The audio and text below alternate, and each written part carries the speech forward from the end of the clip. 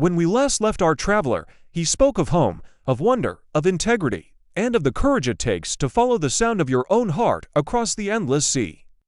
But the journey isn't over, because beyond the calm waters of memory lie storms of fate, strange lands, and the kind of encounters that change a soul forever. In this next chapter, we sail deeper into the lives, legends, and secrets that the Pacific still keeps. Every wave carries a story, and every story reminds us what it means to be human. You're watching Good Stories, where timeless journeys live again. If this tale moves you, please like the video and subscribe. Your support helps us keep these forgotten stories alive. Now, let's return to the ocean and to the next part of the story, our voyage. It was some time since I had left Samoa. Things there seemed to have considerably changed. Many of my friends, both natives and white men, had gone away to another island. I went up to Mulinu village, expecting to see my friend Rautoa, the Samoan, and to my great regret learnt that his wife had died of consumption and that he had gone away to the Line Islands. In the equatorial group, Robert Louis Stevenson had died some months before and was at rest on the top of Via Mountain. Indeed, with his death, the old Samoa seemed to have passed away. I felt rather depressed for a time, but I met an American tourist staying at the German hotel in Apia, who was very eccentric, and he cheered me up considerably. He was a collector of native curios, and his whole life seemed to be centered on his strange hobby. He invited me into his apartments, and I could hardly move for the lumber and his large crates of native pottery, old breech-loading weapons, cutlasses, mummified human heads, dried native feet cut off at the ankles, war clubs, human teeth and skeletons, native musical instruments, and barbarian furniture. He talked of nothing else but his gruesome collection. He had a high, bald head and beak-like nose, whereon he was eternally fingering his pince-nez, which kept falling off whilst he enthusiastically held up relics for my inspection. His passion for getting curios seemed never satisfied. We dined at a native's house together. Suddenly he lifted the cloth and saw that the table was a rough, native-made table of plaited cane and bamboo. Immediately he bargained for it, and to the native's delight purchased it, and off we went with it. How he got them all away from the hotel I don't know, for he had a regular cargo of stuff, but eventually he got his curios on board a steamer and went off to San Francisco. I stayed on in Apia for several weeks, joining a party of tourists, and with them I visited the various scenes and islands of the group. As I write, in a dream I see the slopes rising from the sea, lying silent in the moonlight. The curling smoke from the campfires steals above the still cocoa palms that shelter the huts of the native villages. The big, hive-shaped houses are musical with humming melody and the jabbering voices of rough-haired native girls and women. Some squat cross-legged by door-holes, whence emerge tiny, brown, naked children to turn head over heels or race like joyful puppies after each other round the dens. Big full-blooded Samoan chiefs smile and show their white teeth as they roll banana leaf cigarettes between their dusky fingers. Across the flat lies Apia town with its one main street. Beyond the inland plateaus rise, and far off you can see the moonlit waves breaking into patches like white moss on the level ocean plains. By the copra and cocoa plantations are the emigrant settlements, where tired coolies, most of them Malay Indians, rest after their toil. Native women linger near them, for they are generous men, those coolies, and give the velvet-skinned native girls sham jewelry. The Indian sadhu saint sits by the line of dens and stores under the palms. He looks like some carved holy image as he stares with bright, unblinking eyes. The natives' wooden idols have long since been smashed, or have rotted away, and that living idol of the East is one from many cargoes that have arrived to take the place of the old deaf South Sea. Idols. The new idols are real. They have live tongues and eyes that lure on true believers, converts to Allah, to do monstrous things. The deaf, dumb wooden gods of heathen times were sanctified compared with these new immigrant idols that breathe. That old fakir, with outstretched withered arm that brings him reverence and cash, represents Hinduism, or Buddha. His thick beard is almost solid with filth, where from at intervals, out to the hot sky, buzz big blowflies. Just across the track is the bazaar, wooden cabins under the mangroves and cocoa palms, where the Indians sell jewelry, the Quran, and richly colored dress materials to the Samoan women. The Indians appear fine-looking men when dressed, with their dark, brilliant eyes and curly, close-cropped beards. They swear to all things by the Holy Prophet Muhammad and wear a poetic smile that enlarges when you are not looking to a sardonic grin. Native women meet them at dark under the cocoa palms, stroke their beards, and gaze secretly up into their faces with passionate admiration.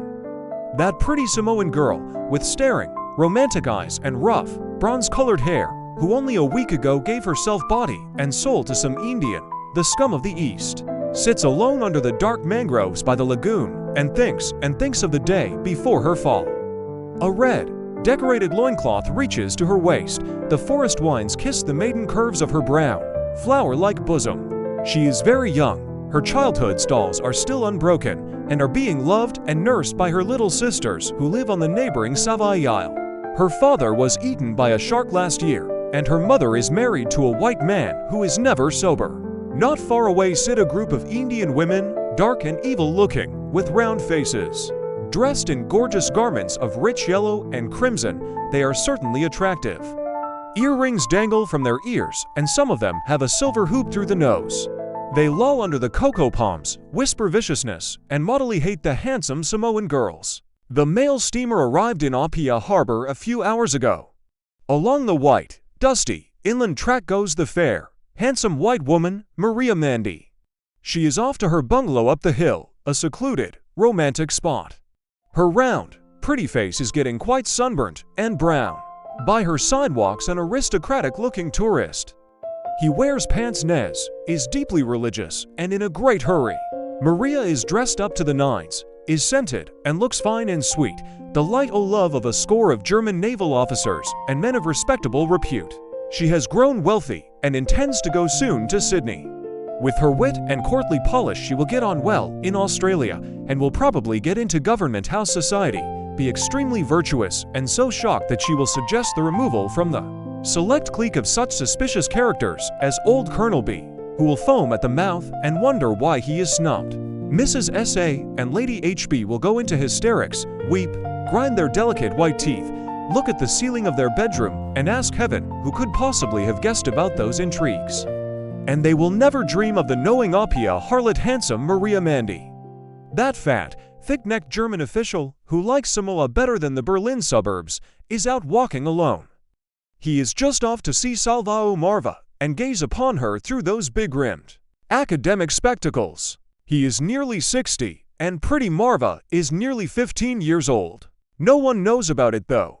He is a good man at home, plays the Austrian zither perfectly, and sings in a deep religious bass voice folk songs of the fatherland. Romantic Marva loves those songs and knows them all by heart.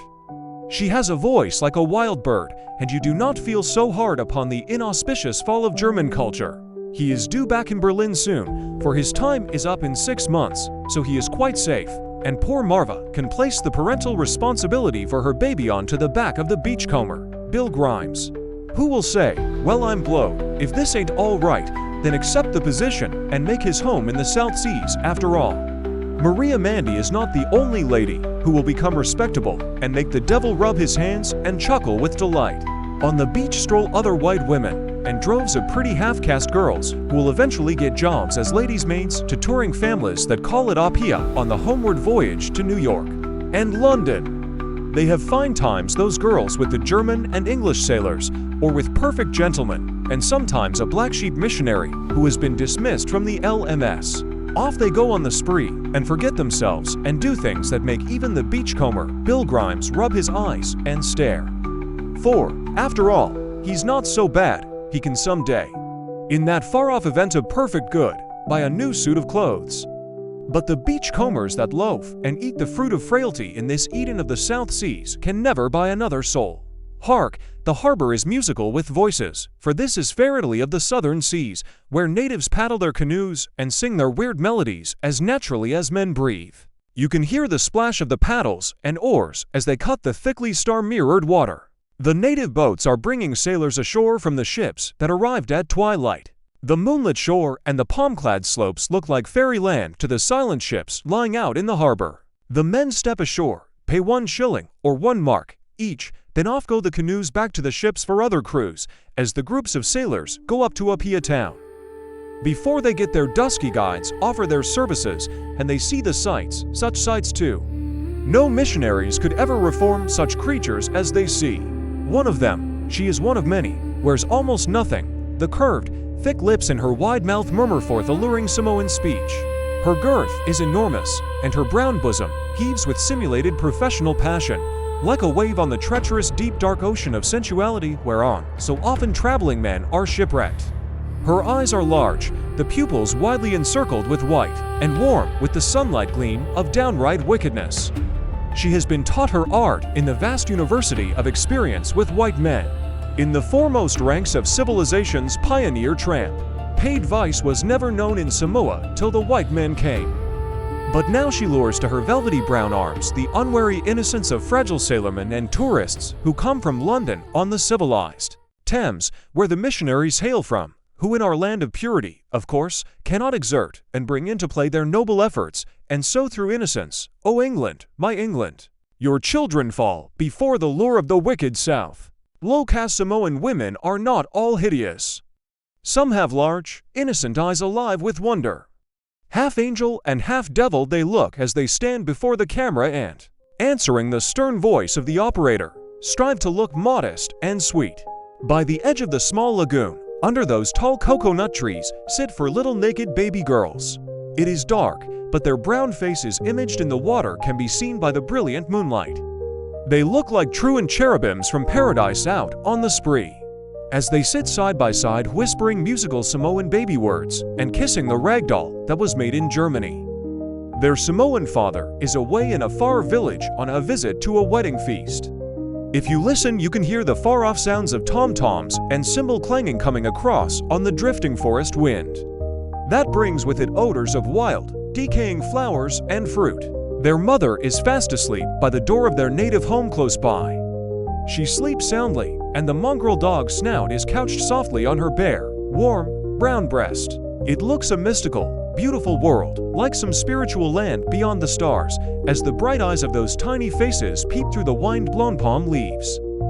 And I watch them in my dreams tonight, though long since those little girls are women, and now meet the eyes of Indian, Chinese, and European men. Civilization's iron foot is on the hills and along the tracks that lead inland, where mission schools and churches stand to collect on weekdays and Sundays the high-class native folk who live in comfortable Polynesian homes. The night is hot, starry, and almost windless, and handsome Samoan youths attired in the lava loincloth patter swift-footed along the tracks under the coconut and tropical trees that shelter the primitive homes of the South Sea paradise. Samoan girls with wild, bright eyes, round, plump, brown faces, and curved figures, as perfect as sculptural art, pass and repass up the forest tracks. They are singing Samoan songs that intensify the romantic, dreamlike atmosphere of the tropical night, an atmosphere not even to be dispelled by the wailing cry of the native babies, who give short, wild, smothered screams as they lose and then suddenly recover the breasts of sleeping mothers in those thatched homes by the palms and banana groves. The vast night sky, agleam with stars, shines like a mighty mirror. You can see the red glow of the reflection from the volcanic crater miles away on Savai's Isle. If you go up the slope and stand on the plateau, away inland, when dawn is stealing in gray tints along the ocean horizon, awakening the birds on Via Mountain, and the native homes are astir, you can distinctly see afar something that looks like a cowshed by cocoa palms and thick jungle growth. It is Vailima, the home of Robert Louis Stevenson. One light gleams in the large shedroom, and the intellectual, sensitive face of the poet-author moves there in the gloom.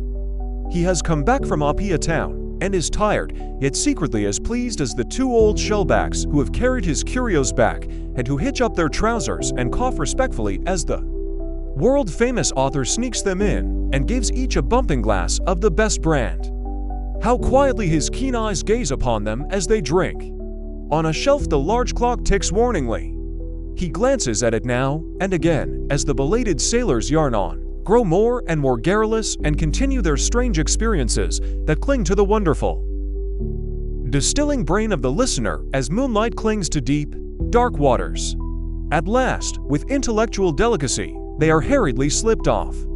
For soon the respectable folk, whom he gave the slip to early in the evening, will return, and he must not be seen in such company again. The old shellbacks grip the extended, thin, delicate hand, look into the keen eyes, and wipe their mouths as they go down the narrow track.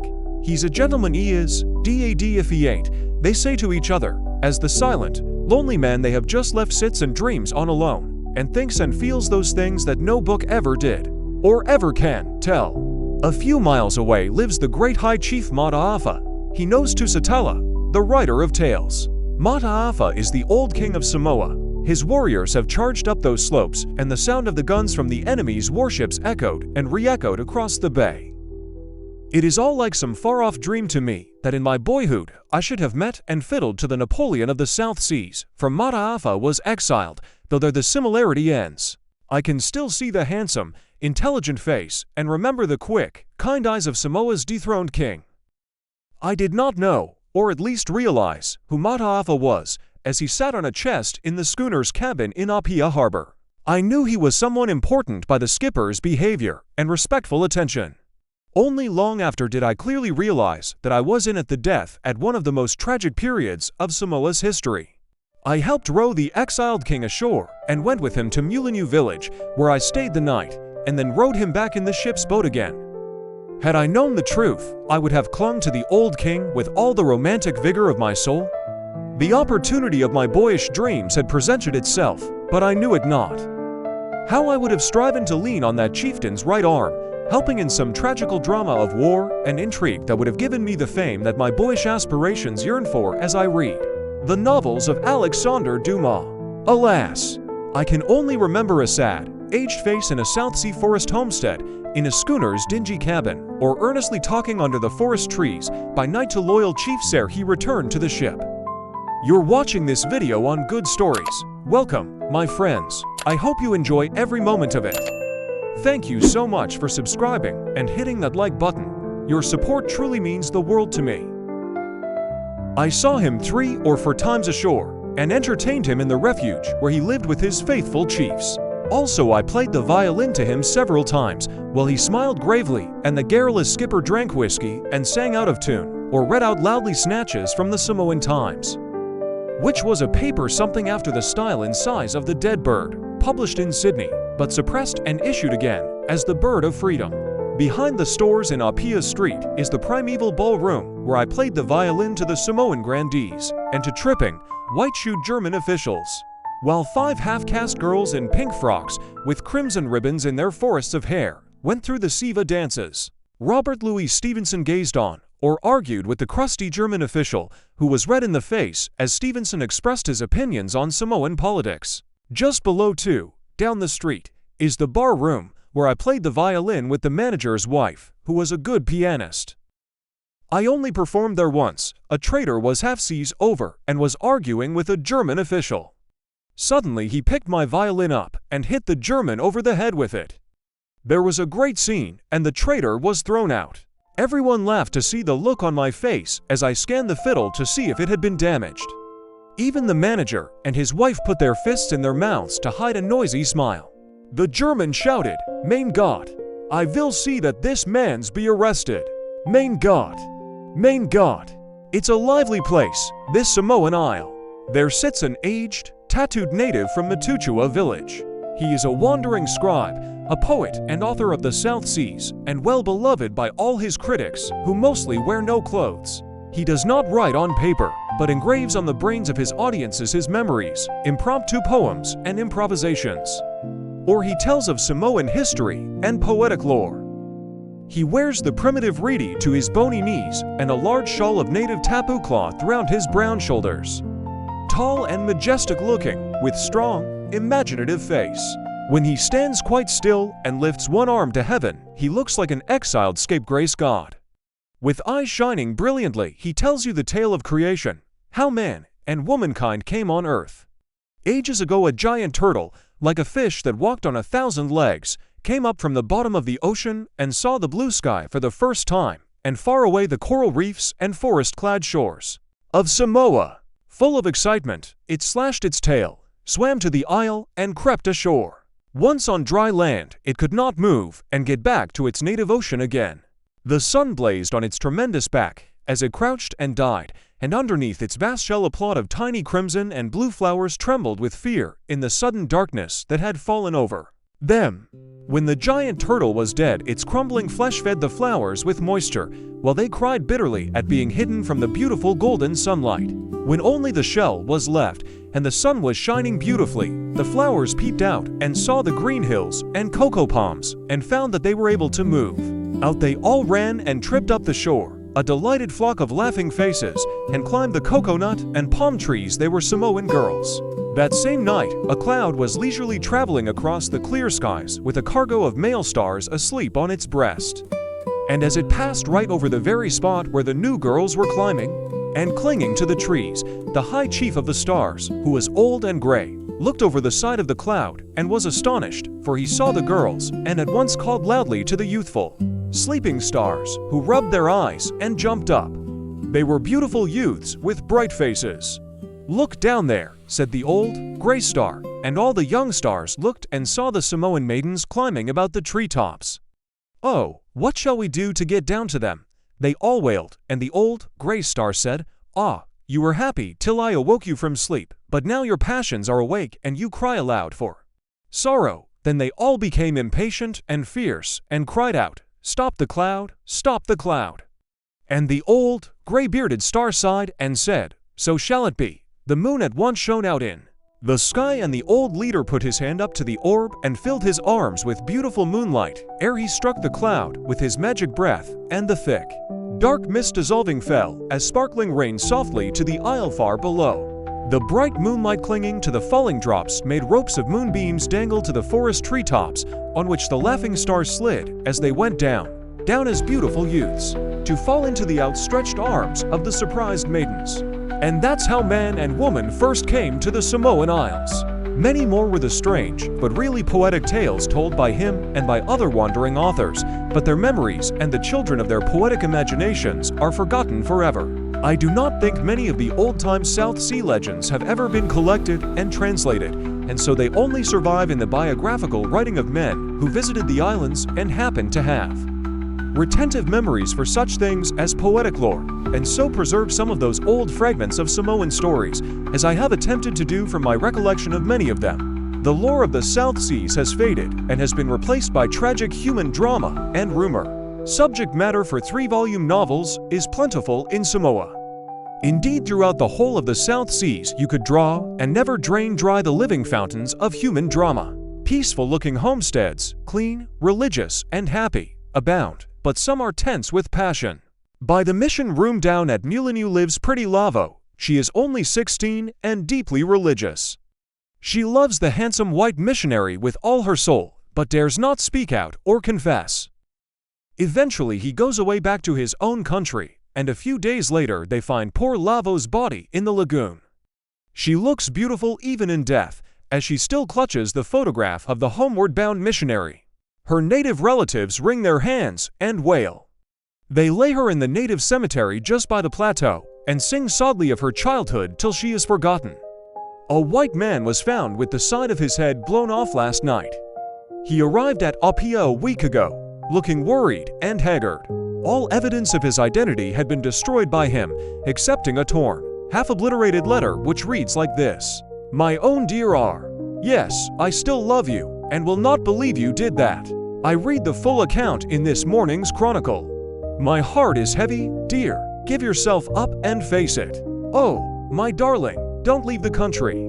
I love you, and will die, I am sure, if you go away. Meet me tonight at same place. I long to see your poor dear face. God watch over you. Yours ever." The German High Commissioner kept the revolver that was found by the dead man's side, and his fat old wife took possession of the photograph that was found on him. She has tacked it up on her bedroom wall. It's such a nice, happy-looking, girlish face. They buried the suicide in the white cemetery at the far end among the no-name graves. On the slopes around Apia, a few emigrants from far-off countries live in comfortable bungalows. They are happy with their wives and children. Their memory of the cities and turmoil of the old country is sweeter for the dreaming distance. They were a bit homesick at first, but now they have become contented and love the new peaceful surroundings and look forward to the arrival of the males. They still suffer though, with the unrestful disease of the faraway suburban towns of advanced civilization, and so cannot sleep for wondering who the strange couple are who rent the solitary bungalow on the edge of the forest up in the hills.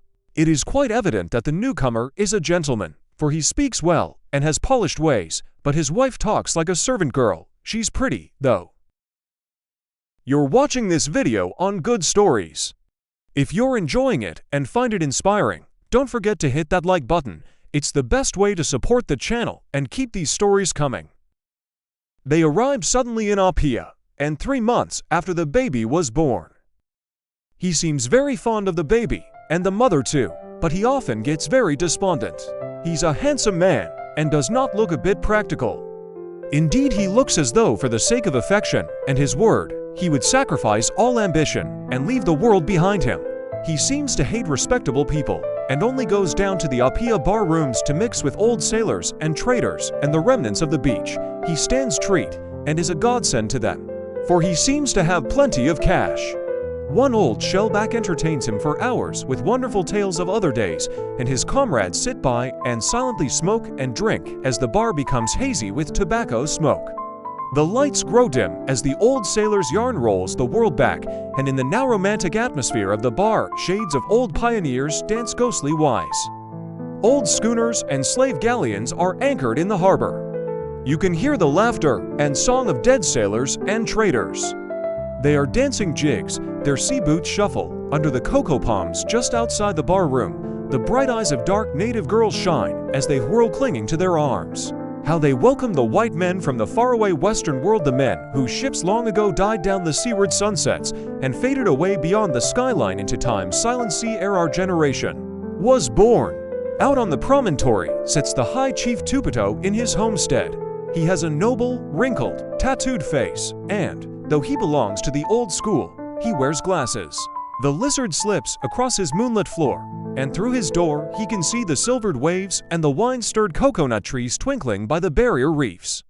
The waves are breaking and wailing as they wailed and broke in his childhood. He has been a sailor in the South Seas. He remembers tribal wars in Fiji and Samoa, and has refused many invitations to secret cannibalistic festivals. Now he sits reading the English newspapers, for long ago they taught him to read English, and he is a staunch Catholic. Often he reads and wonders over the terrible crimes that are reported in the police news of his late-dated London newspapers.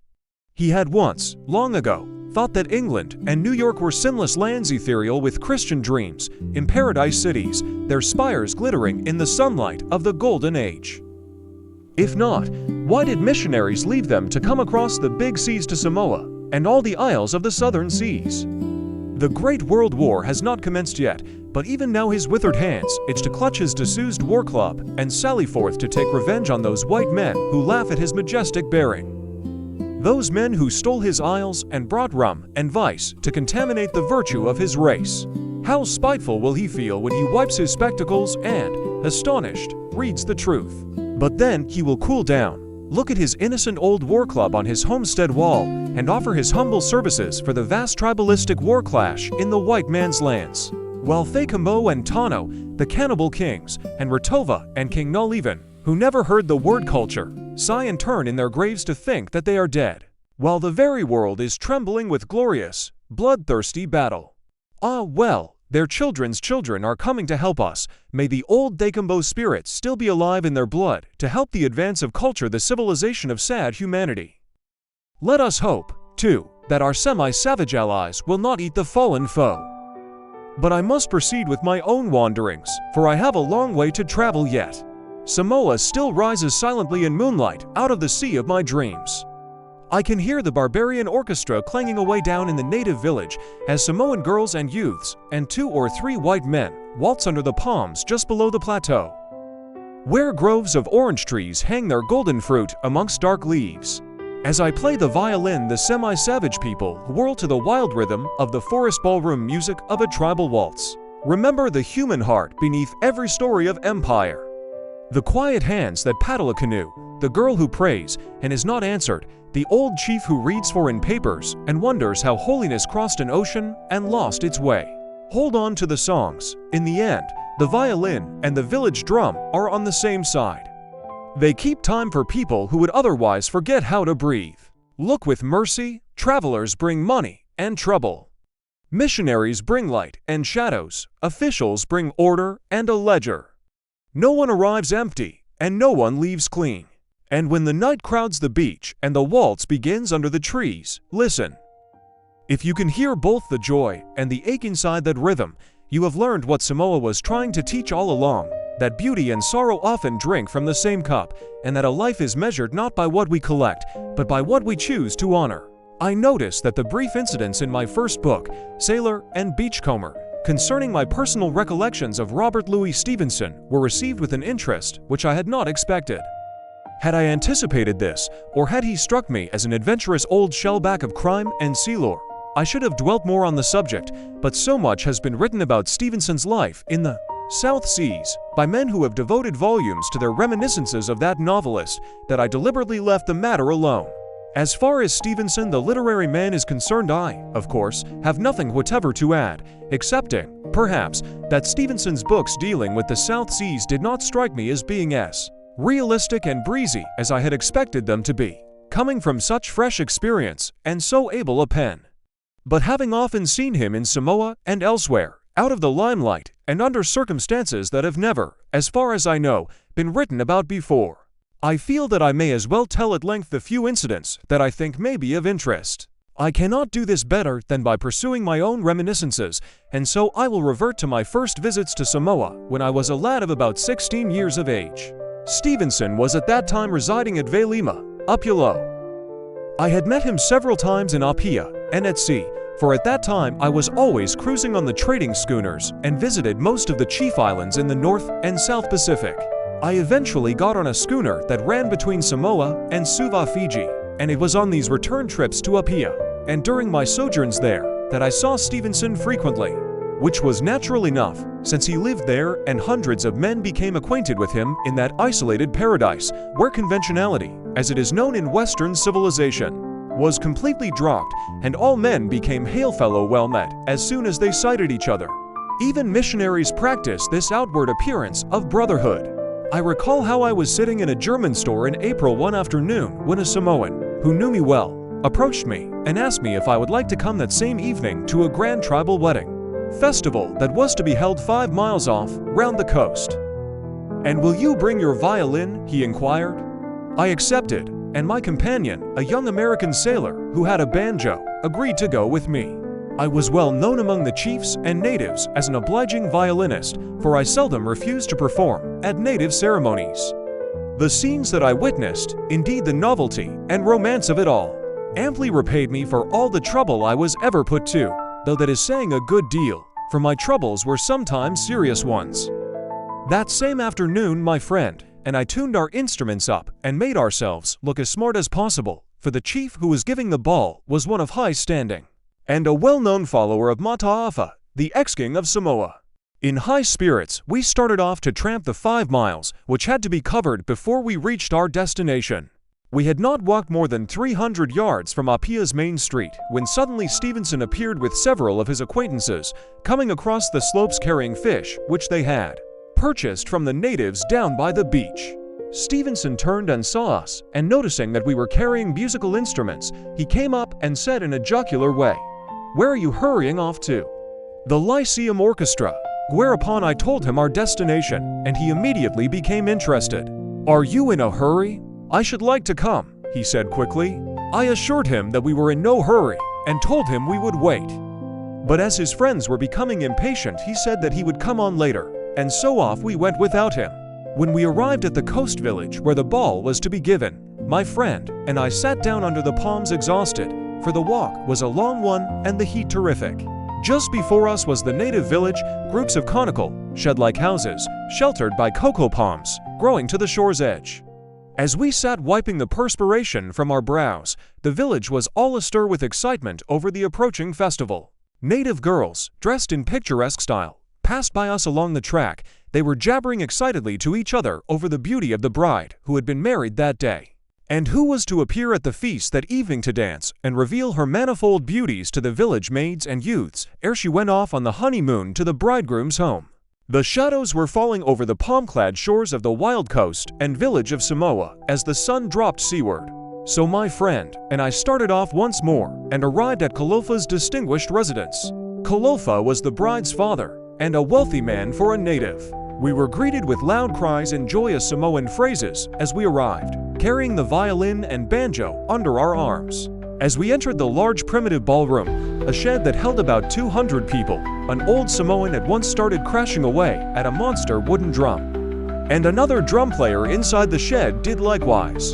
The noise was deafening, and the more so because the ballroom instrument was a large European drum that had been purchased from one of the American warships that had come into Apia harbor.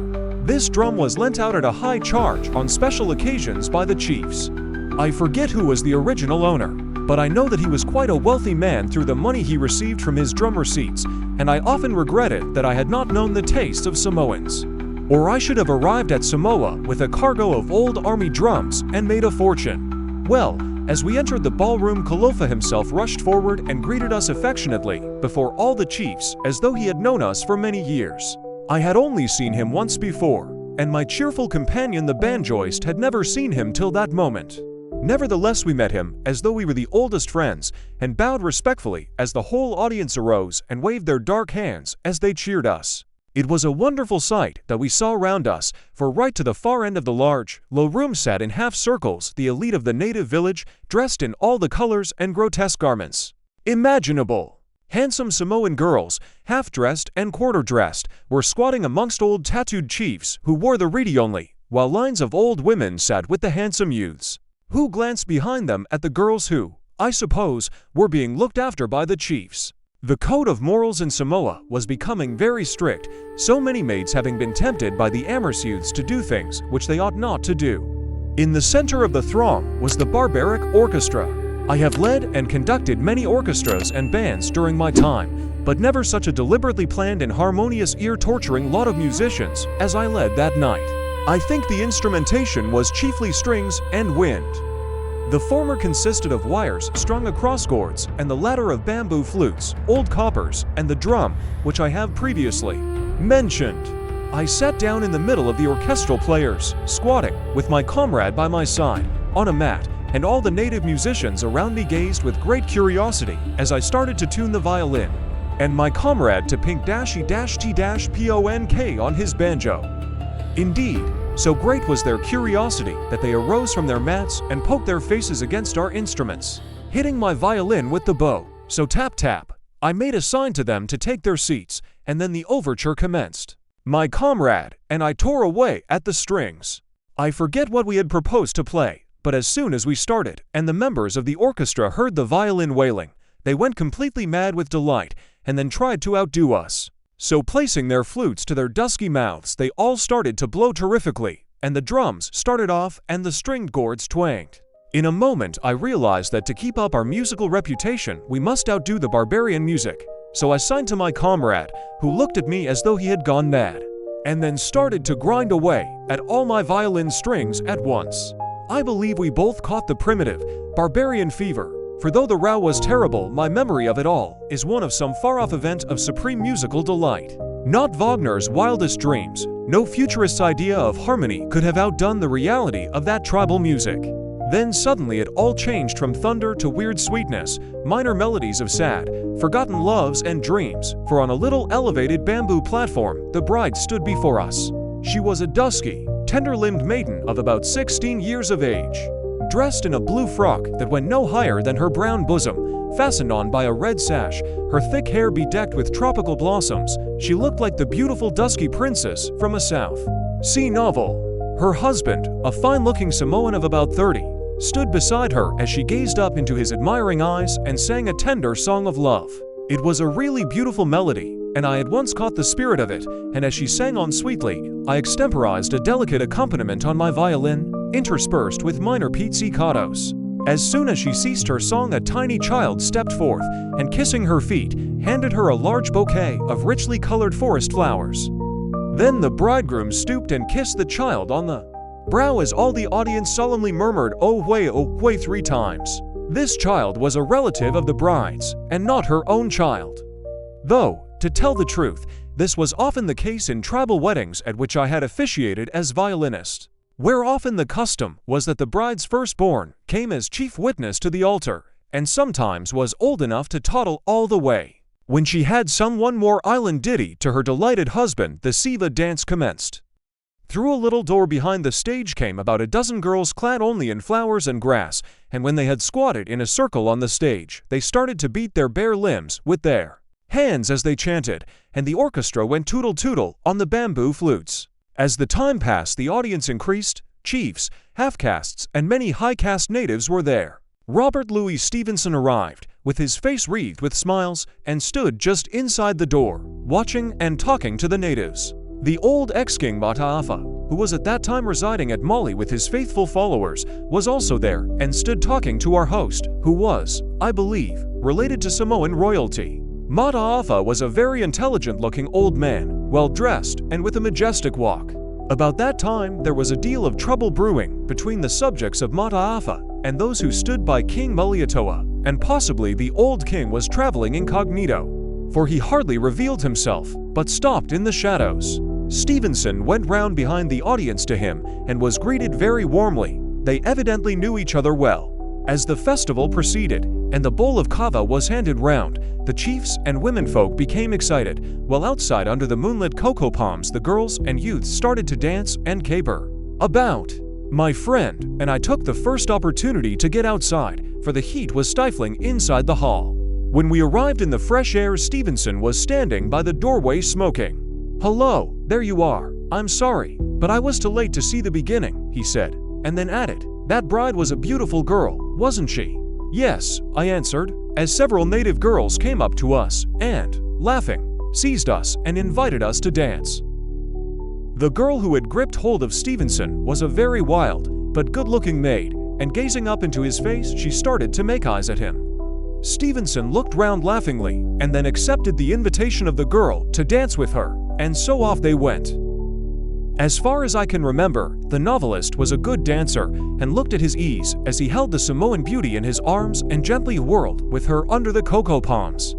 All the time that Stevenson and I were dancing, the native orchestra was booming and shrieking away in the festival shed, and often we heard the old native drum conductor cry out, "O les Ivo," and then came a terrible crash as he struck the old army drum with a war club. Stevenson seemed delighted with himself for a little while, and then we got too hot and, much to the disgust of the maids, stopped. They were cool enough in their scanty attire, but we were bathed in perspiration and fairly steamed in the moonlight as we suddenly stood still. Now I am coming to the comical part of it all, for Stevenson's partner proceeded to make violent love to him, and the look on his face made it quite obvious that he was beginning to feel uncomfortable, for he eventually walked off and she at once followed him. He made several attempts to get rid of her by talking to a native who stood by, but still the girl persisted, till he suddenly walked up to me and said, "I say, for God's sake, get her away somewhere. Dance with her. Do anything to attract her attention." I at once went to the rescue and asked her to dance. I was not much of a dancer, but as a lover I have always been passable. Stevenson seemed very grateful, but only expressed it by walking off in great haste as I clutched the girl tightly. No sooner had Stevenson got out of sight than she started on me, threw her arms about my neck, and began to say loving things about my beauty, I suppose, in her own language. Several natives were standing under the trees, shaking with laughter as they watched us. One of them touched his forehead significantly, and then I realized that the girl was not quite right in the head. "I say, Hill," I said, as I quickly turned to my comrade, "she wants you to dance with her." "Do take her, old fellow, right you are," he answered, for he was an obliging fellow in that way. And then I also bolted and went off toward the chief's Failfapule, the head residence, to get my violin, which I had left in his care for safety. As I approached the bamboo door, I saw Stevenson peeping through a chink. "Has she gone?" he said. "Yes, I've got rid of her. She is a bit wrong in the head," I answered. Then, as Stevenson came out into the open, ready to start away home, to our astonishment the girl we were talking about ran across the grass and embraced him once more.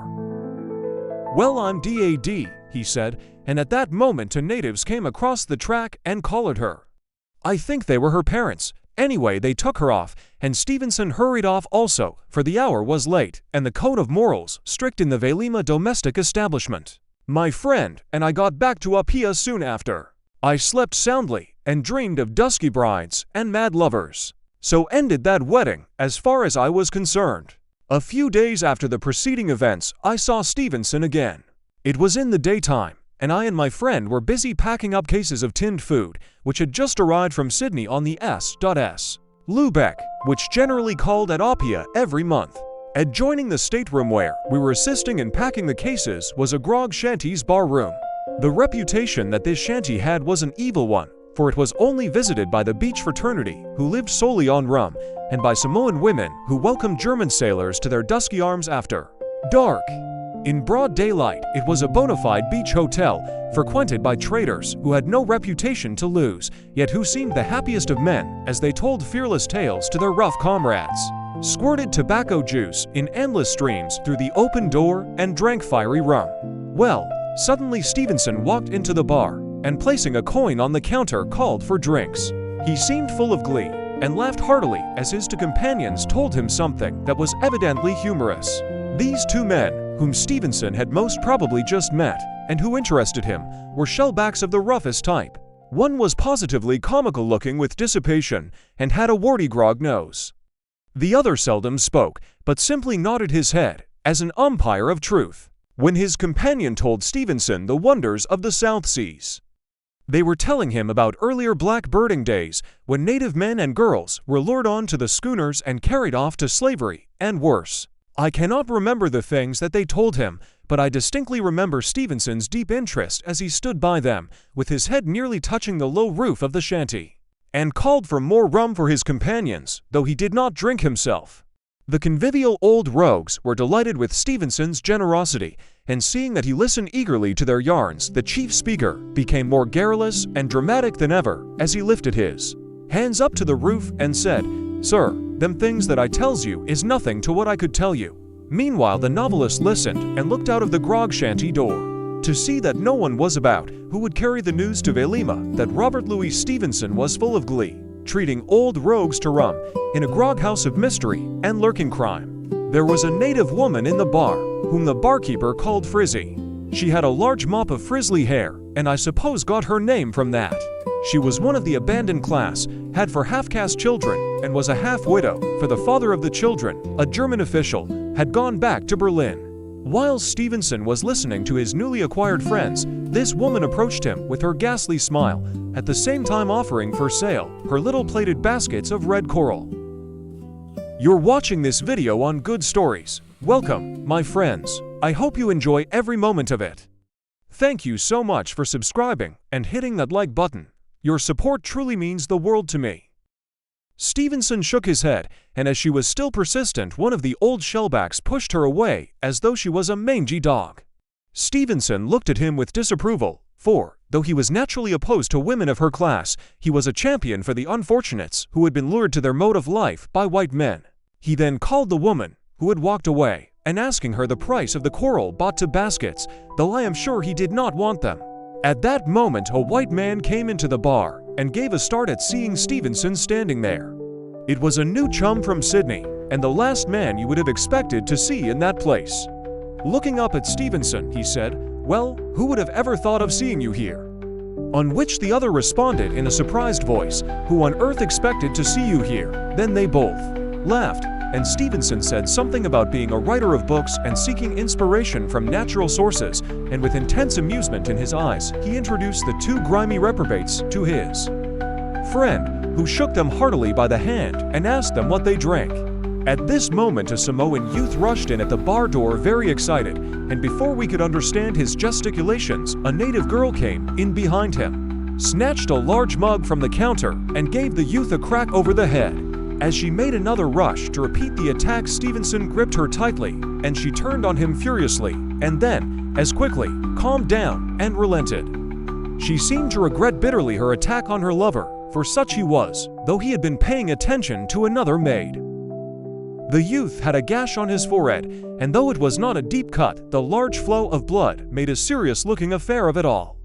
Out of the native's home, not far off, The children and women came rushing to see what the row was about, for, unfortunately, the jealous girl had screamed out when she struck him. A German patrol came running across, and had not Stevenson expostulated and got on the right side of him, the girl would have been arrested. The whole affair would have been in the Samoan Times. Stevenson and his friend would have been brought forward as witnesses, and though Stevenson was perfectly innocent, a lot of scandal would have been the result. About 8 miles from Apia, in one of the coast villages, lived a Marquesan who had married a Samoan woman, whom I knew, as she had resided in Satuafata village. One day, when I was walking along in Apia town, I was suddenly greeted by her cheery laugh, and she invited me out to their home, an invitation which I had once accepted. And so the next day, I started off alone. The weather was beautiful and the sky cloudless as I passed under the cocoa palms and heard the green doves cooing in the branches around me as the Katafa frigate bird sailed across the sky bound seaward. Through the trees, I could see the Pacific, bright under the hot sun, and in Apia harbor, the hanging canvas sails of a few anchored schooners. As I walked along, I felt perfectly happy in the company of my own thoughts, which were only disturbed as I passed the native homesteads and returned the hand waves and salutations of Kauha from the pretty native girls who stood at the doors. Samoan girls were, as I have told you, born flirts and longed for the romantic white youth who would love them and make them te bunt matan, one as they had read maids were loved in the South Sea. Novels which they bought from the old store shops in Apia. Far away along the coast, I saw droves of native children standing knee-deep in the shaded lagoon waters that joined the ocean just outside. Dear viewers, that literature is smaller than life unless it makes room for the unrecorded. The wedding drum, the jealous cry, the soft splash of canoes, the quiet hand that keeps the peace in a doorway, these are the footnotes where truth lives. That greatness often walks unannounced. You may meet it under cocoa palms, laughing, then watch it choose kindness when no one is looking. That stories are not souvenirs, they are responsibilities. If we take them, we must carry the people inside them with care. And finally this, keep your compassion sharp. When the music swells, whether it is a village chant or a cornet in the dark, listen for the single human note that does not boast and does not beg. Follow that note, it will lead you home. I passed a beautiful spot where I had often stood at night, when the island was asleep and the moon hung over the water, and the view appeared like some mighty painting done in silver and mystic colors, framed by the starlit skies. The palms, perfectly still, stretching to the slopes of the Via Mountains, stood all round, only a wave gently breaking over the far-off barrier reefs, or the wavering smoke from the moonlit village huts destroyed the impression of something dreamlike and unreal around me as the wind came and moaned in the palm tops, humming beautifully, till it seemed the chiming of the starry worlds across the sky could be faintly heard. About 3 miles from Apia, I left the track to cut across a plantation towards the coast, when I was suddenly surprised to see 2 white people some distance off coming toward the village that I was making for.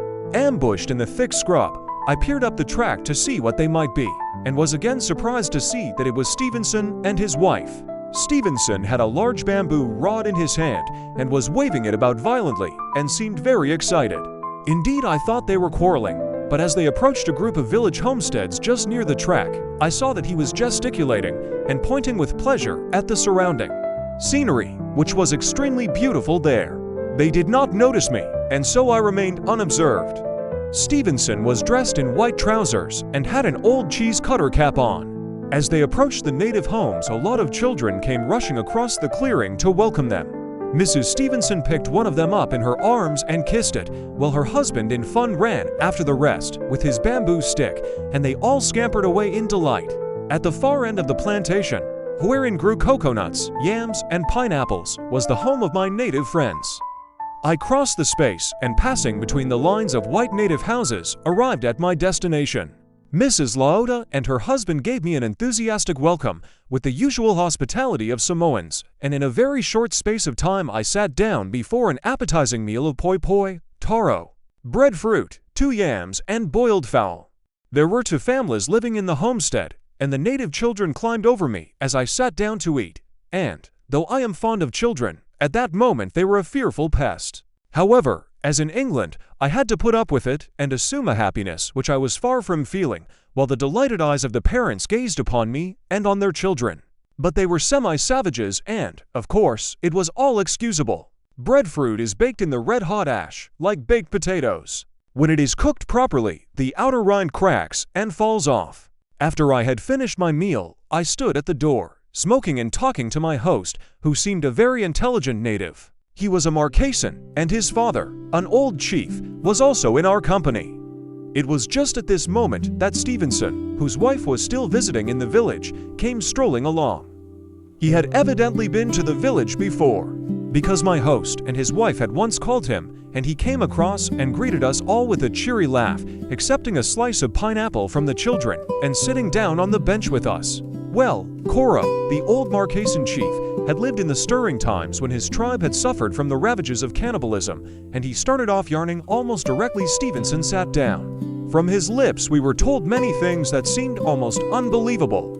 Coro even darkly hinted that Samoans up till very recently had been addicted to the awful appetite, which was probable. But, being an intellectual race and superior in every way to the other races of the Pacific, Samoans had not allowed the stain of cannibalism to rest on the history of their people, letting the memory of it die out with the custom.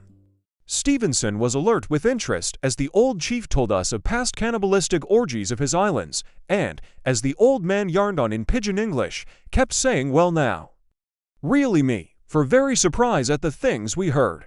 One tale he told us was so bloodthirsty and cruel, and the truth so evident from the manner in which it was told, that I must repeat it here.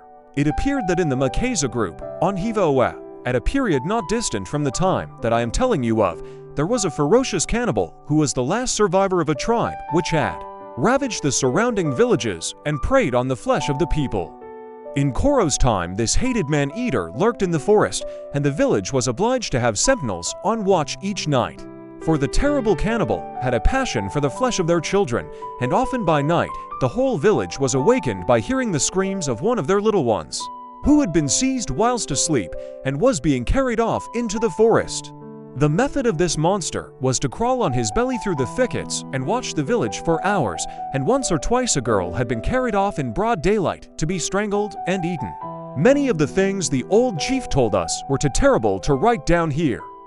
It is enough to say that he did not strangle his female victims at once, but kept them lashed in his hiding place to be killed and eaten at leisure. The people knew this because a native girl had managed to escape after being a prisoner of the monsters for several days. It is impossible to describe here Coro's dramatic attitude and his wonderful way of telling the story. The listening children in the hut crept closer to us for fright, and Stevenson laughed almost hysterically and said, "Good Lord," as the old fellow continued. Well, Marser Stesson, one night Chief Sway, who had just got married, had a great dance, and we all be happy and dance. And that night when the moon was getting old, we all did sleep, and Swa's bride did sleep beside him, for the night was very hot, and we did all sleep in the open under the fifus palms. Suddenly, we were all awake and jumping about in the village, for Sway was shouting out with a great voice, "The man-eater has stolen my wife." In one moment we had all seized our war clubs, old cutlasses and muskets, and rushed off into the forest, Sway the bridegroom leading the way. Presently we did hear a far-off scream coming from the direction of the sea. Swiftly we turned and went toward the shore, and it was then that we all looked through the mangroves and saw the great man-eater holding Swa's bride in his arms as though she was a caught bird. He was leaning against a tree and had stopped because she did cling to one of his legs. He was a mighty big fellow of great strength, and his face was very, very dark and wrinkled with wickedness. Sway ran with all his might round the shore and got behind the cannibal, and, creeping up behind him, with one sweep of his cutlass cut his head from his shoulders. It fell to the forest floor, and the body still stood upright, while the cannibal's head lay on the ground, with the mouth still half laughing at the thought of what he would do with Swa's wife. When we got up to the bride, she lay, as one dead, still clinging to the man-eater's leg. Then Sway called her softly by her name, and she opened her eyes and sprang into his eager arms. We cooked the body of the cannibal and gave it to our grunting swine.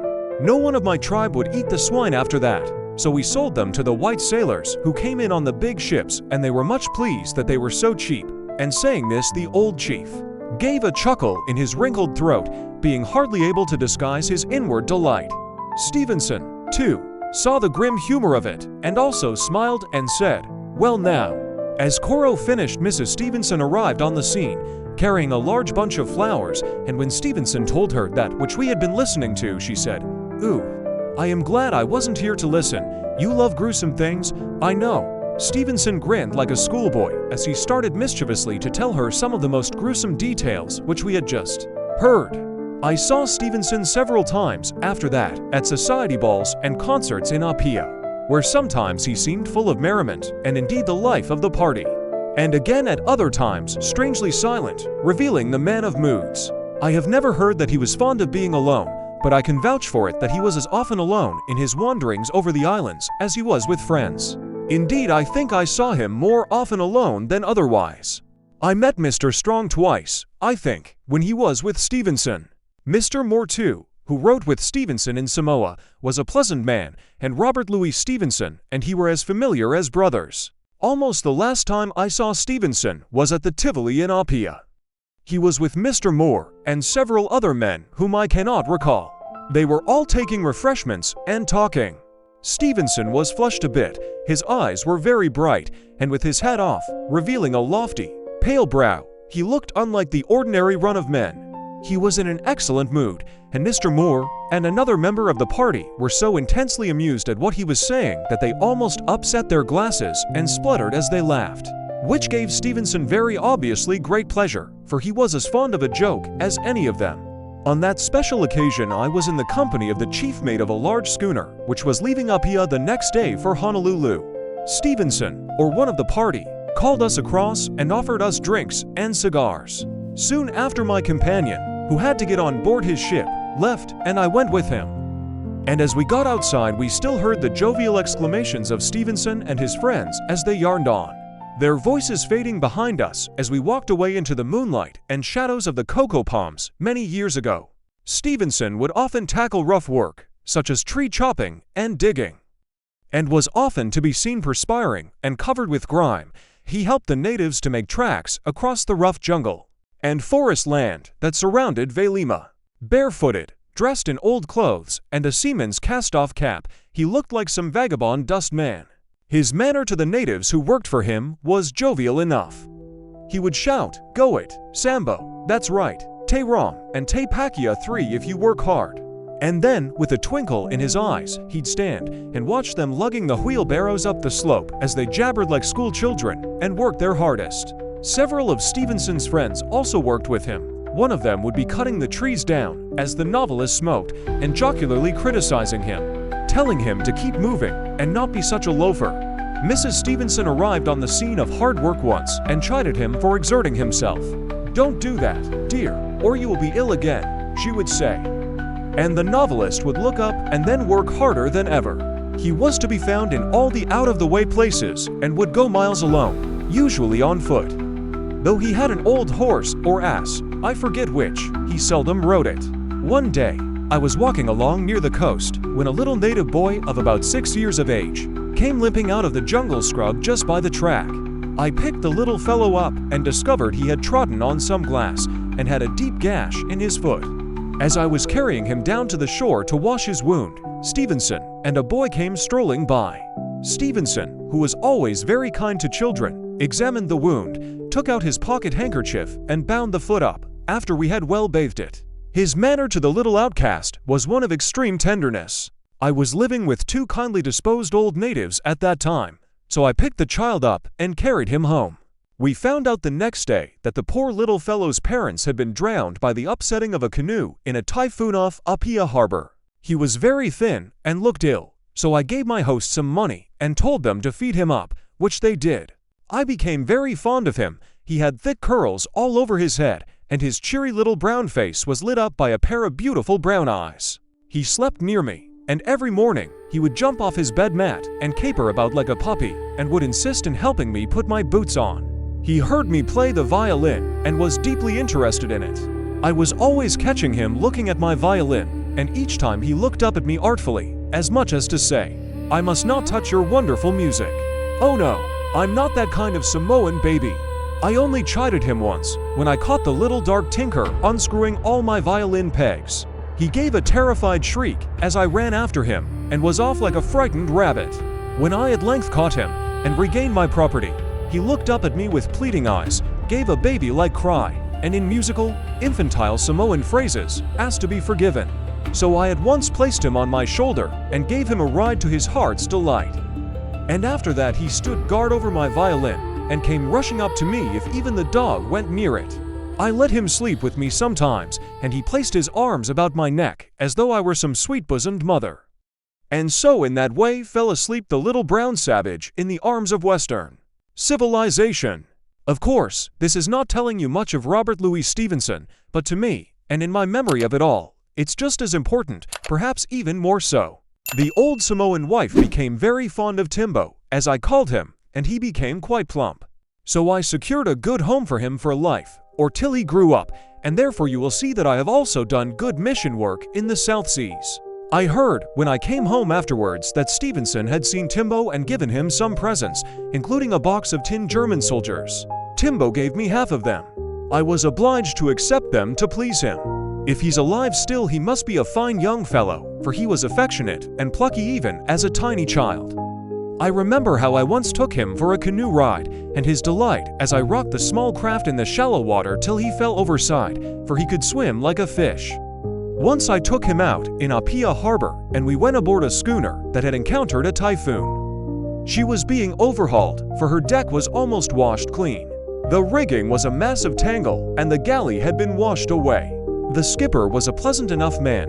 He hailed from San Francisco and had a voice that could compete with the wildest gale's thunder, but nevertheless his heart was in the right place when whiskey was scarce. I had met him ashore, and, hearing that I came from Sydney and had lived near his home in San Francisco, he got into conversation with me and hinted that there was a chance of a berth aboard for me, if I felt inclined to take it. While I was on this schooner one afternoon, suddenly Stevenson and his wife came on board. They had been brought out in one of the small native canoes that were always hovering by the beach, awaiting passengers wanting to visit the anchored crafts in the harbor. The novelist was in high spirits and helped Mrs. Stevenson up the rope ladder in great mirth. Mrs. Robert Louis Stevenson was an excellent sailor and made no fuss about the ascent, as she clambered up and leapt on the deck with a bounce. The skipper knew them well and was very polite to them. A young American or Australian lady, I forget which, was also visiting on board, and the skipper introduced her to Mr. and Mrs. Stevenson. She devoted all her attention to the novelist, and as they were having lunch together in the schooner's cuddy, Stevenson's misery, as she plied him with questions and reiterated her flattering approval of his books, was very evident. "Oh, I think your books most delightful. How do you think of such things? Was it really true about that rich uncle and the derelict piano? Have you read Lady Audley's Secret?" So she rattled on. Stevenson looked appealingly at his wife, in an attempt to get her to engage the girl's attention, but still she persisted in reiterating those things which she thought were music to the novelist's ears. Suddenly Stevenson looked up, and with his fine eyes alive with satire said something to the effect that he did not write books for ladies to read, punctuating the remark with a look that made the garrulous visitor immediately retire into her shell. The convivial equilibrium was not restored till the skipper sat down at the cuddy's harmonium and, with his feet pedaling away at full speed, started to sing with his thunderous voice. The young lady who had so annoyed Stevenson joined in, and revealed the fact that her voice as a musical medium was a deal more pleasant than when it tried to flatter a writer of books. Stevenson seemed delighted to find such an opportunity insidiously to apologize for his previous irritability, and so at once started to applaud the lady's singing in an almost exaggerated fashion. A bottle of whiskey was opened, and the skipper drank half a tumblerful, just to sample it and see if he had really opened the special brand which he had been recommending to his visitors. Finding there was no mistake, with all the liberality of a sailor, he allotted to each a due portion, whereby the dimly lit cabin festival was immensely enhanced. Stevenson's mirth was frequently stimulated by the drunken mate, who repeatedly poked his head into the cuddy door and, with a half-apologetic leer at the ladies, looked at the skipper and said, "All's well, sir. I'm going ashore." The skipper, who was half-seas over himself, looked at him contemptuously and said, "Clear out of it." Sir," responded the mate, and in a few minutes he was back again. And out came the same information, "All's well, sir. I'm off ashore." Suddenly the skipper arose and went on deck, and a loud argument commenced, interspersed with those maritime epithets which enforce sea law, and are not to be found in navigation books. After a brief interval of silence, the skipper could be heard shouting out oaths as he shook his fist to the mate, who was being rowed away ashore by the natives who always haunted the gangways of anchored ships. At sunset, the party left the schooner, and the skipper went with them, and we heard their laughter fading away over the darkening waters as the singing natives paddled them away to Apia's island town. That same night, I also went ashore with the sailors. Timbo sat in the middle of the ship's boat. He had been entertained by the hands in the forecastle. As soon as I arrived on the beach, I made my way to my friendly native's home, for the hour was late, and I wanted to get Timbo off to bed. I was deep in thought, and as he toddled beside me, I held his hand. Suddenly, I was startled by hearing the child make throaty gurgles, as though he wanted to be sick, his little brown face wrinkling up as he made fearful grimaces. "What's the matter, Timbo?" I said, somewhat alarmed, and for answer he looked up at me helplessly and dropped several objects in the scrub. I picked them up and found that he had been sucking away at a large, rank meerschaum pipe, which I had once recognized as belonging to the bosun of the schooner, which we had just left. The boy had also stolen a purse with a few coppers in it and a small leather belt purse full of brass buttons.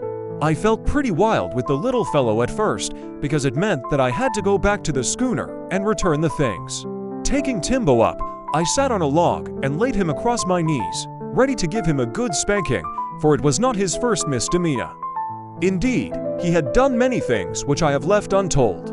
As I laid him face downwards, so that I might administer chastisement, he twisted his little curly head round and looked appealingly up at me with his big brown eyes, as if to say, "Oh, noble white man from the far-off moral integrity of Western civilization, may I beg of you to overlook the sad indiscretion of a Samoan child?" That part whereon I was about to administer justice looked so small and helpless that I did that which I should have liked to have been done to me in my earlier years, for I relented and stood Timbo on his feet. Then I said, "Timbo, for that which you have done you will be arrested and taken to Mulanu jail, where the wicked chiefs are imprisoned." Hearing this, he clung to me and sobbed, and large tears rolled down his cheeks and splashed onto his small mahogany-colored toes. So I said, "Timbo, I forgive you, for I knew, deep down in my heart, that, though I was white, I had in my childish days committed several little indiscretions very similar to Timbo's. He was only a tiny fellow, and I thought of English babies who at his age were still in arms and busy sucking dummies. And I knew that civilization itself was a monstrous baby, devoid of wit, sucking away at the dry, windy dummy and soothing itself with the thought that it was swallowing kindly feeding milk. As I thought, I looked at Timbo, and the expression of gratitude on his little half-wild face, as he stood on his head and waved his feet to the skies, seemed to applaud my mild philosophy. In all that I recall of Robert Louis Stevenson, his manner to strangers, his ever-ready attention to those who would earnestly tell him something, his kindness to the natives and to all who were in a conventional sense beneath him, was revealed a large mind with a sympathetic, human outlook. Often little actions, something done on the impulse of the moment, told of simplicity and tenderness and the greatness which reveals a spirit that sees the link of fellowship between men, no matter what their caste or position in human affairs. At times he might have appeared theatrical to those around him, but it was the expression of an intellectual, dramatic instinct, not for the stage, but for the drama played by men of this world, as though he were ever gazing critically on mortals before the limelight of existence and saying, half to himself, "There you are. I told you so." What would you say to all that you've just heard if you read it in a book? You wouldn't believe it, I'll be bound. His manner to Mrs. Stevenson revealed an affectionate, confiding nature that loved attention.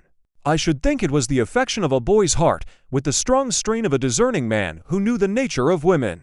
He would always treat native women with the same deference that he showed to the women of his own race. A deference always delicately courteous, excepting on those occasions when women might court his criticism by criticizing him, or by casting aside the delicate armor of their sex and assuming man's rail. His kindness and the trouble he took on behalf of the Samoans is well known, and the natives earnestly expressed their gratitude by listening to and following the advice of Tusitala, as they called him, and when he died they loudly bewailed his death. The poet-author's coffin was borne on the strong shoulders of Samoan chiefs, and the sound of their wailing, as they carried the coffin onwards up the slopes with slow footsteps, to the grave on Via's sea-girt height, was his funeral chant. I saw Robert Louis Stevenson in many places and in many moods, and looking back, as I now can, the perspective clearly shows me that he was a religious man in the true sense of that term. In no wise bigoted, he often fell into the ranks of Christianity and beat time, with a smile on his lips, as though he wished to set an example to those around him, in his knowledge that the example was better than his own half-sad, hopeful smile. At times, too, he would fall out of the ranks and become a harum-scarum renegade, and at such moments he seemed to have no idea of the existence of the barrier lines that men, before the public, draw between the jovial rogue and the respectable citizen. "Well, Captain, how goes it? Got an eye-opener aboard," he would say as he jumped aboard the schooner's deck. And then he would turn to the sailor, who might be cleaning brass close by, and offer him a cigarette, or walk into the forecastle and chum with the crew, or look over the ship's side and shy a copper to the swimming natives who haunted the bay, with the seabirds, looking for a living. Such was Stevenson's manner in the Isles of Samoa, where, notwithstanding the wildness and the proximity to primitive life, many of the emigrant citizens still did things or did not do things because of the standards set by a majority. It does not matter where you go or how remote from civilization your dwelling place may be. You are sure to have some living illustration before you to tell you that the chains of conventionality are forged from the natures of men. I believe that, if we could come back to this world a myriad years hence, when the sun has cooled down to a ghostly moon, when the seas are frozen and swinging to the tideless desolation that precedes the final crashing of the planetary system, and the human race has dwindled to a camp of 12 shivering mortals wrapped in bear skins, we should find them sitting over the last log fire without wood, with gloomy faces, anxiously awaiting Monday because it is Sunday. Mrs. Stevenson was as much a bohemian as her husband. She accompanied him on his short visits to Apia town, and on those occasions she was generally to be seen hurriedly rushing back to get, or inquire for, that which had been left behind. The novelist walked ahead and, as he went on dreaming, forgot that his wife was out with him till the domestic voice came again. Mrs. Stevenson was very pleasant to talk to. She invited me to Vailima, but I was not able to go. Indeed, I was only a lad and, not being a ladies' man, would have run 20 miles to escape Vailima fashion. I recall many men who were acquaintances of Robert Louis Stevenson and whom I have never heard of since. I remember one old man in particular whom Stevenson was always glad to meet. Indeed, the novelist's face lit up directly he saw him. His name was Callard, and he was a bit of a scalawag, was a character, and had plenty of spare cash. He was never silent, but talked all day long and nearly all night, and always had some new trouble to relate. I slept in his room one night with 2 other men, and he kept on and on about some friend who had swindled him out of $5 in San Francisco, for that was his native place. Yes, he did me, by heaven he did. And saying this he would start reckoning up on a bit of paper, and sit on the side of the bed swearing till my friend, and I said, "If you won't worry any more about it, we'll give you the $5. About a week after he took a passage on the Frisco mailboat. I really believe that he hurried home and spent $500 to ease his mind about that $5, and would have spent $1,000 sooner than be done. I am rather like that myself, but I do not let such losses prey on my mind, for if I did, and tried to get even with the culprit, I should be incessantly traveling off somewhere or other." Well, Stevenson often met Callard, and the old chap treated him as though he was a boy, told the novelist jokes, spun yarns, and repeatedly nudged him in the ribs. And the two would finally end up by retiring to the bar and standing each other treat. Callard's great ambition at that time was to see King Malietoa Laupepa at Mulinu. I went off with him, and with the assistance of some Malietoans got him an introduction at the royal court. Callard behaved with great propriety, indeed, bowed to almost all the native servants of the court retinue. I played the violin to the king, who was a most agreeable gentleman, and carried himself with a deal more importance than Mataafa did. Callard spoke day and night of the king's handshake, and chuckled in his very sleep at the thought of what his friends in America would think when they heard of Callard and the king of Samoa together. He went especially to Vailima to tell Stevenson about King Malietoa, and kept the novelist amused the whole evening. Callard's eyebrows were about half an inch long, and they stuck straight out, and as he spoke his eyelids kept closing as though he was in deep thought, and what with that, and his high, bald head. He was a cheerful-looking man. He always drank whiskey, and Stevenson tucked him up to sleep on his couch at Vailima when he was too full of it to walk back to his lodgings. I am quite sure if Stevenson had lived the world would have heard of Callard. Stevenson had a sneaking regard for vagabonds, and his eyes twinkled with delight in their company. He was very credulous and believed a deal that he heard. I think he would have gone off exploring for some new country or a treasure island in 5 minutes if he had been encouraged by some of the fearless adventurers whom he mixed with through his love of vagabondage and adventure. The questions he used to ask men of the seafaring class revealed how implicitly he believed that which they were telling him, yet at other times he seemed alert with suspicion and in a mood to disbelieve actual facts. Though I heard Stevenson make several attempts to play the violin and also heard him pedaling at the harmonium, I cannot recall that he accomplished anything that struck me as showing musical talent, that is, talent revealing a quick ear to distinguish the scales and intervals of mechanical music. Indeed, the pedals made more noise and sounded more rhythmical than the time he played. And he looked like some careworn priest toiling away on the treadmill of penance to save his soul. But still I can say that Stevenson had a gift that was something much greater than an ear for light melody. He was a great tone poet. His mind was a shell that caught echoes from the vastness of creation and the murmurs of humanity in all its joy, passion, and sorrow. Otherwise he could never have even noticed, let alone described as he did. For not in all literature will you find another who describes sounds so perfectly at one stroke as Stevenson did. You can hear nature's moods in all her wild grandeur of seas and the winds in the mountain forests as you read his books. The seas beating over the barrier reefs, the vast silence of the tropical night, the starlit cocoa palms, and the coughing derelict beachcomber sleeping beneath them become realities that haunt your mind because they are made and played by a great musician who was an artist in nature's great orchestra. I think if Stevenson had been able to cast aside all thought of the critical inspection of lovers of polite literature and the mechanical niceties of phrase and thought, and had written his reminiscences down in a book, the characters therein would have walked, talked, and laughed with cinema realism. Down in the magical world of words, before the mind's eye and ear, we should have seen the vast tropical Pacific and the stars over it reflected in the lagoons of the far scattered isles clad with cocoa palms as if painted by the magical silver oils of moonlight. We should have heard the cry of the traders and seen the beachcombers' ragged clothes fluttering by tossing waters and paddled canoes filled with the swarthy faces of wild men on the waves that were breaking over the shores of his wonderful pages.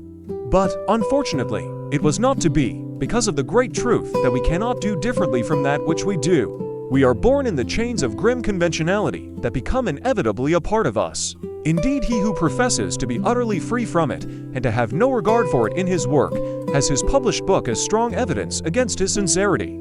I've met far greater geniuses than Robert Louis Stevenson in the Southern Seas, geniuses so intense with pathos, wit, insight, and heroic courage that though they had never even read a book or learned to write, their minds were gold mines of truth and experience, and all that men have ever attempted to tell in polite phrase, could they, by some magical means, have turned a handle and so written down in a book their reminiscences and their thoughts on human affairs, modern literature would not have to bewail the loss of its golden age, but would be absorbed with delight, filled with ecstatic charm over the pathos and the wonderful touches of truth in what would be the great classic, the new Odyssey of modern times. But to return to Stevenson, I once heard him arguing violently on board a ship when he was at dinner in the saloon. At the time I was busily cleaning the brass door handle. It grieves me to have to confess to this humble occupation while I was seeking fame and fortune in far countries, but it was the execution of this little detail of one of my many professions that gave me the opportunity of hearing the celebrated author's opinion on socialism. One of the diners, who sat opposite Robert Louis Stevenson, was a big red-faced man, weighing about 16 stone, a quantity of heavy jewelry which adorned his clothing being included. He breathed violently as he ate, and kept insisting on the wonderful virtues of socialism. Stevenson combated with him in fine style, winning every point. All I can remember of the conversation was that the author said, "Socialism is based on ideas of equality and the freedom of the individual. Yet its principal aim in practice would be to destroy individuality and freedom, and the equality would be a system producing nothing else but a nation of slaves." I think Stevenson was right, for I have noticed that socialists are not continually busy in giving away anything. Indeed, socialists have so developed the instinct of commercial grab that they can always perceive, by the cut of your jib, a socialistic phrase, how much you are worth and whether you would part with it without the use of muscular force. I am not well read in the ethics of socialism because I cannot waste my time. If a burglar broke into my house and I caught him stealing my goods as his fair share, I should not want to read his private correspondence and hear his views on human affairs, or wish to know if he had a clean shirt on ere I threw him out of the window or fetched the police. Socialists do not like sharing their property with others any more than I do. I have striven to tell in the brief foregoing details my impressions and experiences of Robert Louis Stevenson. I hope they may be interesting. In the books that deal with his life in the South Seas, it is little short of marvelous how tamely his life there is painted, especially when one thinks that his island home was overrun by semi-civilized natives and a white population of the most mixed and adventurous people the world could well place together. And certainly Stevenson was not the kind of man to travel to the South Seas and seek no other excitement beyond an afternoon walk or a fashionable dance in an opera ballroom. It was somewhere about the period which I am dealing with that a discussion was going on concerning Father Damien, the celebrated Catholic priest who had sacrificed his life for the sake of the lepers at the dread lazaretto on the Isle of Molokai. In my first book of reminiscences in the South Seas, I touched briefly on the few incidents which I heard from a native friend of mine, Raltoa the Samoan. And before I proceed with my later reminiscences of Samoa and elsewhere, I will tell you all I heard about Father Damien whilst I was in Honolulu.